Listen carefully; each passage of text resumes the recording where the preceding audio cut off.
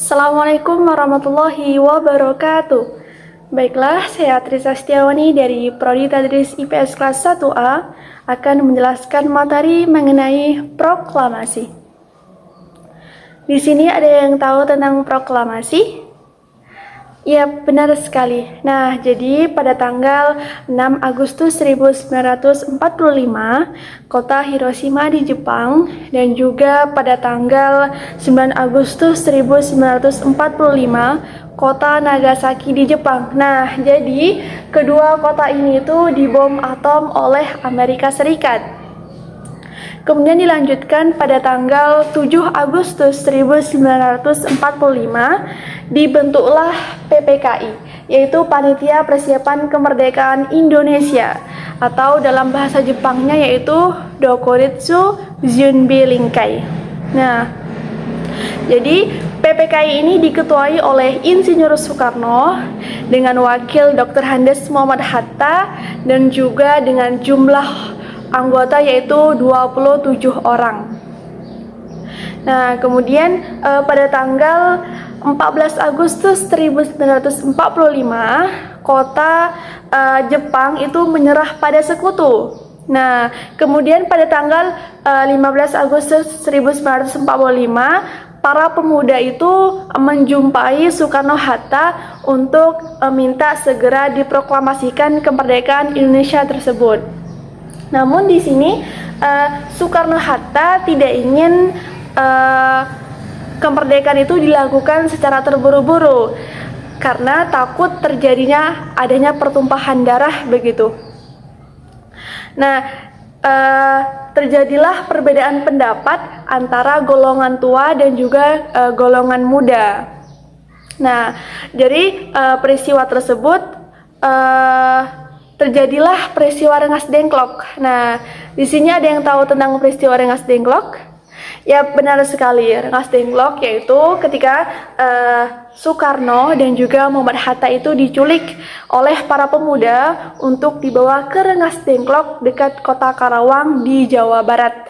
Nah, jadi para pemuda itu takut jika Soekarno-Hatta itu terpengaruhi oleh Jepang lagi begitu. Nah, adapun pemuda yang membawa Soekarno-Hatta ke Rengas Dengklok yaitu ada Yusuf Kunto, kemudian Soekarni, Darwis, dan juga Wikana.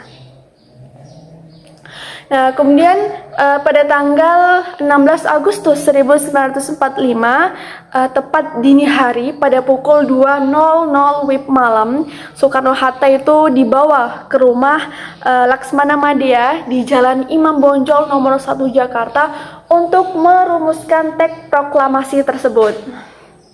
Nah, jadi teks proklamasi tersebut itu ditulis oleh Insinyur Soekarno lalu diketik oleh Sayuti Malik. Nah, adapun punyanya di sini yaitu pada tanggal 17 Agustus 1945 tepat pada hari Jumat jam 10.00 pagi.